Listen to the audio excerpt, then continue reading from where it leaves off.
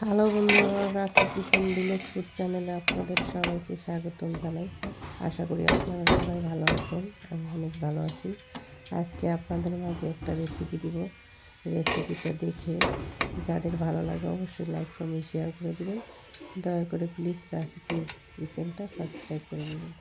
আজকে আমি রান্না করে দেখাবো খেজুরের রসের জাউ।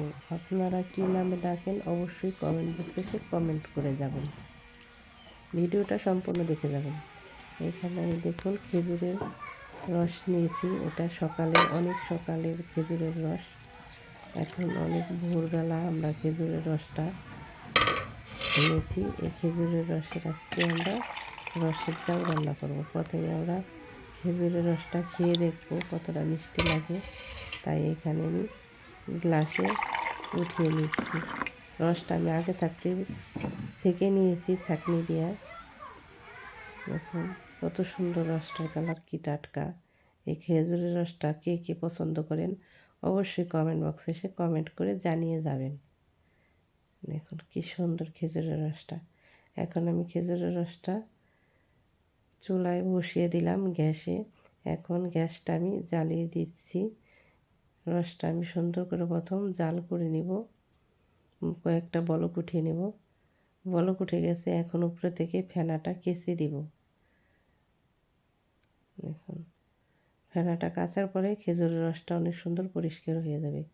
এই খেজুরের রসটা কে কে জাউ রান্না করে খেয়েছেন অবশ্যই কমেন্ট করে জানাবেন।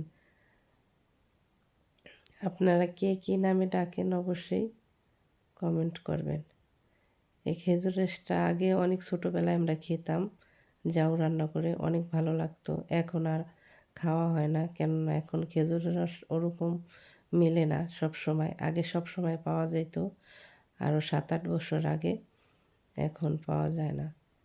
তাই আজকে আমরা খেজুরের রস দিয়ে জাউ রান্না করব। দেখুন রসটা কত সুন্দর বলক উঠে গেছে। এখন আমি ঘরে বানা চাল নিয়েছি, সিদ্ধ চাল।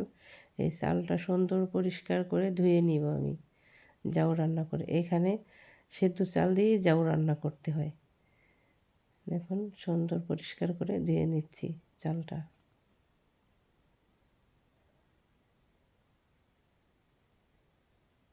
সুন্দর করে ধুয়ে নিতে হবে, কেননা ঘরে বানা চালের ভিতরে একটু ময়লাটা বেশি থাকে। এখন পরিষ্কার করে ধুয়ে নেওয়া হয়ে গেছে। এখন আমি চালটা রসের ভিতরে দিয়ে দেব। দিয়ে ভালো মতন জাউটা রান্না করে নিব।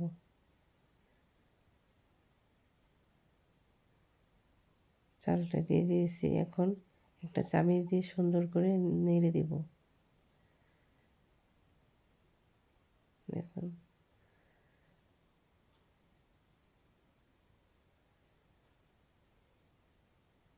কতটা সুন্দর বলক উঠে গেছে। দেখুন কি সুন্দর বলক উঠে গেছে।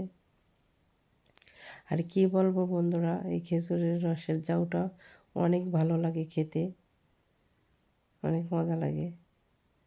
এটা মুড়ি দা খেতে সবচেয়ে বেশি ভালো লাগে। দেখুন কড়াই ফুটে গেছে চালটা, আর অল্প একটু ফোটা বাকি আছে। দেখুন এখন পুরো সম্পূর্ণ ফুটে গেছে চালটা। আর কতটা সুন্দর হয়েছে কী বলবো। এই খেজুরের রসের জাউটা থেকে অনেক সুন্দর একটা সেন্ট ঘ্রাণ এসেছে। দেখুন এখন আমি উঠিয়ে নিলাম। দেখবো কতটা খেতে ভালো লেগেছে। অনেকটা ভালো লেগেছে খেতে, কি বলবো, অসাধারণ। খেজুরের রসের জাউটা অনেক পছন্দ আমার।